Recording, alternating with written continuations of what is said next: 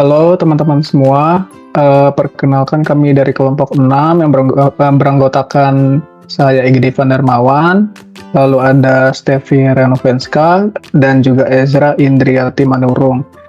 Di sini kami akan menjelaskan project UAS, soft skill, tentang rencana pemberlakuan ganjil genap di Jakarta selama 24 jam.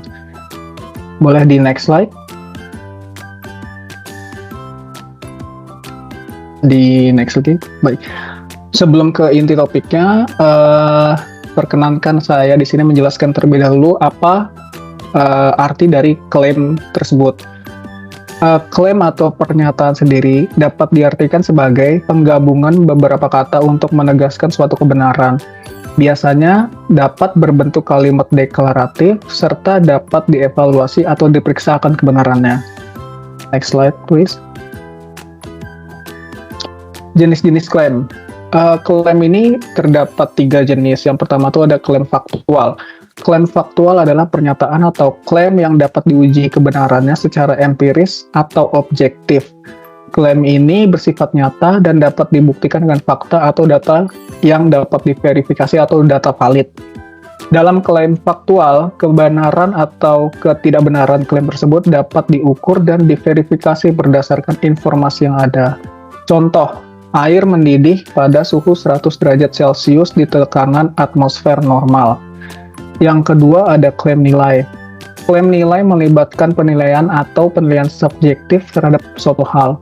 Klaim ini mencerminkan preferensi, keyakinan, atau pandangan pribadi seseorang.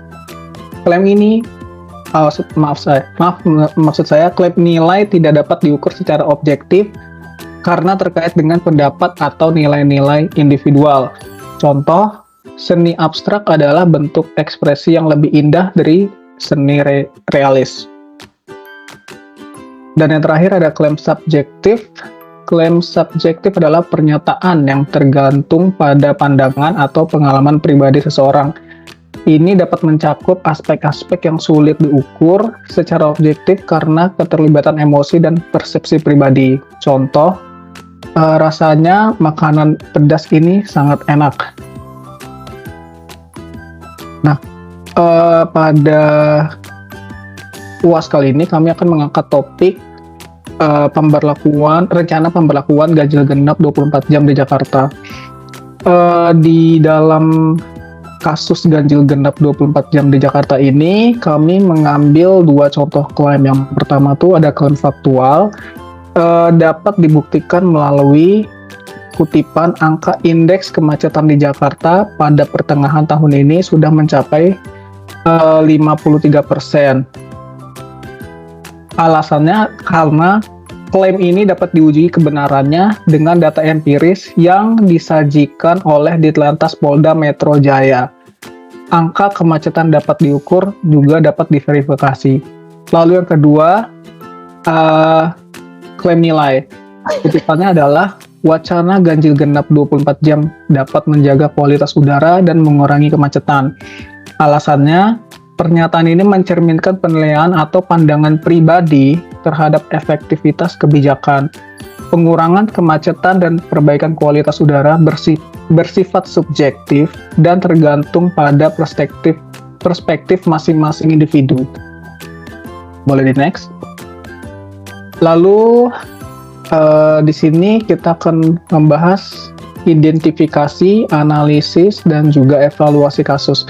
Yang pertama identifikasi, isu utamanya yang kita angkat adalah kemacetan dan polusi udara di Jakarta. Tindakan yang dilakukan, yang pertama beberapa kebijakan telah dicoba, termasuk work from home atau WFH, dan juga tilang uji emisi kendaraan. Lalu yang kedua, usulan untuk menerapkan ganjil genap di Jakarta selama 24 jam. Next slide. Lalu kita masuk ke analisis. Yang pertama ada kemacetan dan polusi. Kasus mengidentifikasi bahwa kemacetan dan polusi udara di Jakarta menjadi perhatian utama. Data dari Ditlantas Polda Metro Jaya menunjukkan bahwa kemacetan telah mencapai tingkat yang parah, yaitu sekitar 53%. Polusi udara pun juga menjadi salah satu isu yang serius di Jakarta. Lalu yang kedua, respons terhadap usulan. Terdapat perbedaan pendapat di antara para pemangku kepentingan. Ida Mahmudah meyakini bahwa ganjil genap 24 jam dapat mengurangi polusi. Sementara Hasbiallah Ilyas menolak usulan tersebut, menyatakan bahwa hal tersebut tidak akan menyelesaikan masalah secara menyeluruh. Yang ketiga, pemikiran tentang ganjil genap. Beberapa pihak seperti Hasbiallah Ilyas berpendapat bahwa solusi seharusnya lebih fokus pada mengajak masyarakat beralih dari kendaraan pribadi ke transportasi umum. Ada panggilan untuk lebih menggiatkan sosialisasi dan solusi yang melibatkan perpindahan perilaku masyarakat. Next slide. Lalu di bagian evaluasi, di poin pertama ada ide ganjil genap 24 jam. Meskipun ide ini dianggap oleh sebagian pihak sebagai solusi yang mungkin, perlu dilakukan evaluasi terlebih dahulu. Evaluasi harus mencakup sejauh mana kebijakan ganjil genap yang berlaku saat ini dapat mengurangi kemacetan dan juga polusi di Jakarta. Lalu yang kedua, koordinasi dan kajian lebih lanjut. PJ Gubernur Heru Budi menyambut baik ide tersebut, tetapi menekankan perlunya kajian lebih lanjut dan koordinasi dengan pihak terkait. Ini menunjukkan bahwa kebijakan tidak boleh diambil tanpa pertimbangan matang. Next slide. Oke, mungkin untuk di part berikutnya akan dijelaskan oleh rekan saya, Ezra. Selanjutnya, saya akan menjelaskan mengenai argumen terhadap pemberlakuan ganjil genap 24 jam. Yang pertama itu adalah mengurangi kemacetan.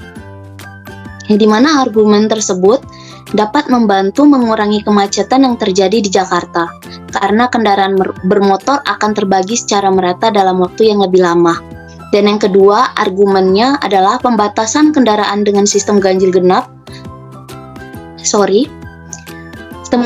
sepanjang hari dapat membantu mengontrol polusi udara yang disebabkan oleh emisi kendaraan. Next slide.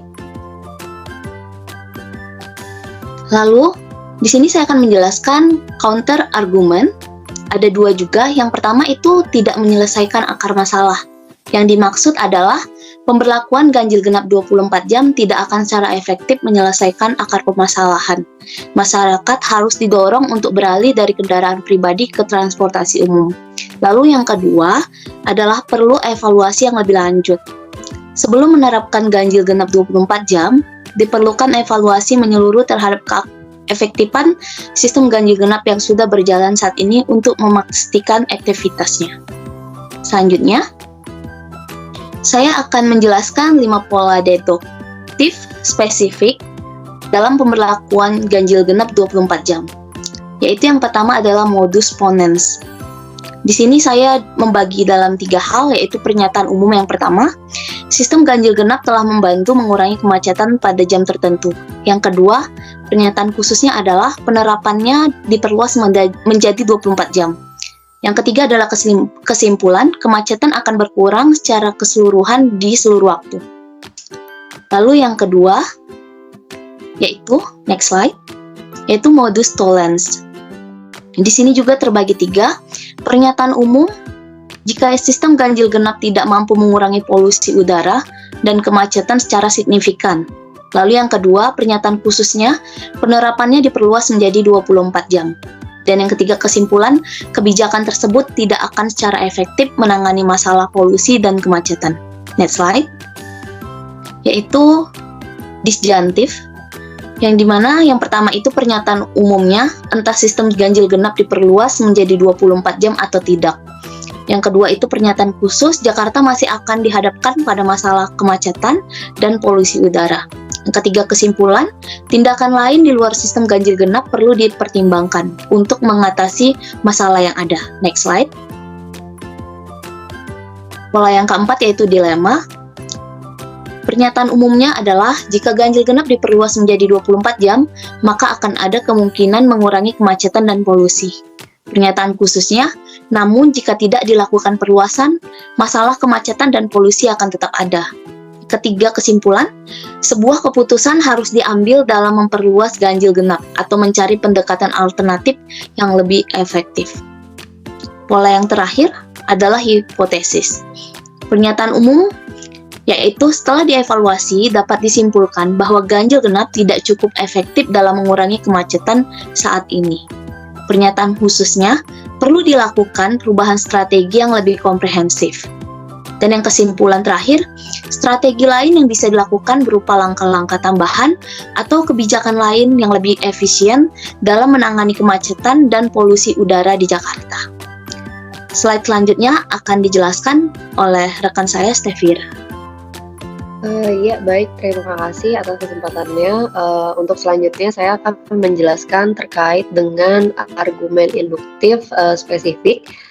Tepatnya nanti akan kami bahas terkait dengan kasus akan diadakannya ganjil genap 24 jam di Jakarta. Pertama-tama, saya akan menjelaskan apa itu argumen induktif spesifik. Argumen induktif adalah argumen yang kesimpulannya dihasilkan dari kebenaran premis-premisnya. Argumen induktif spesifik adalah argumen induktif yang kesimpulannya hanya berlaku untuk kasus-kasus tertentu, bukan untuk semua kasus. Di sini ada contoh-contoh argumen induktif spesifik dalam pemberlakuan ganjil genap 24 jam. Yang pertama adalah terkait dengan permasalahan kemacetan di Jakarta.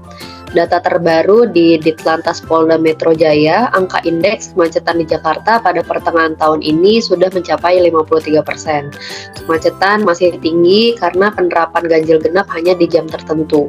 Maka jika ganjil genap dilakukan 24 jam, maka akan dapat mengurangi bahkan menghilangkan kemacetan di Jakarta. Di sini kami menentukan bahwa ini adalah salah satu contoh argumen induktif spesifik karena dari premisnya menyatakan kesimpulan itu belum tentu benar. Lalu yang selanjutnya, permasalahan polusi di Jakarta. Tak cukup dengan kemacetan, kini Jakarta menghadapi masalah baru lewat polusi udara. Jakarta acap kali menduduki peringkat teratas sebagai kota dengan udara terburuk di dunia. Serangkaian kebijakan lalu dilakukan dan diusulkan untuk menangkal dua persoalan tersebut atau aturan work from home atau WFH 50% bagi ASN di Jakarta hingga tilang uji emisi kendaraan diterapkan. Sama seperti tadi, kami menyatakan bahwa ini contoh argumen induktif spesifik karena premisnya benar, tapi kesimpulannya belum tentu benar. Yang selanjutnya adalah kesesatan berpikir informal. Kesesatan informal merupakan kesesatan atau kesalahan dalam percakapan biasa atau juga dapat disebut dengan kesesatan bahasa. Di sini akan kami analisis kesesatan berpikir informal pada kasus 24 jam akan dilaksanakannya ganjil genap di Jakarta. Yang pertama yaitu berlaku 24 jam biar memang betul-betul bisa mengurangi karena kita sama-sama mendengar polusi udara terbanyak adalah disumbangkan oleh kendaraan bermotor. Anggaran kemacetan tidak ada, anggaran bisa dari BTT dulu kan dari COVID. Menurut Ketua Komisi D DPRD DKI Jakarta Ida Mahmudah. Ini termasuk ke dalam argumentum ad verecundiam karena seharusnya tidak menggunakan kita sama-sama mendengar, tetapi harusnya berdasarkan dari data yang lebih jelas sumbernya untuk menjadi penunjang kalimatnya. Yang kedua ada contoh kalimatnya yaitu seharusnya Pemprov harus punya solusi. Sampai hari ini hanya berjalan di tempat dan tidak ada yang dikerjakan, sibuk dengan wacana. Menurut Ketua DPW PKB DKI Jakarta yaitu Hasbiallah Ilyas. Ini merupakan termasuk ke dalam argumentum ad hominem. Kenapa? Karena argumen ini membuat pernyataan yang menyerang atau menyalahkan Pemprov DKI yang saat ini memang sedang berusaha menguraikan kemacetan dan polusi di Jakarta. Banyak faktor yang mempengaruhi kemacetan dan polusi sehingga seolah-olah tidak ada hasil. Tapi pada saat ini memang DKI Jakarta sedang berusaha. Mungkin sekian penjelasan dari saya dan kelompok kami. Kurang lebihnya mohon maaf. Semoga apa yang kami terangkan bisa dapat bermanfaat untuk orang banyak dan apabila ada kesalahan kata mohon dimaafkan. Terima kasih.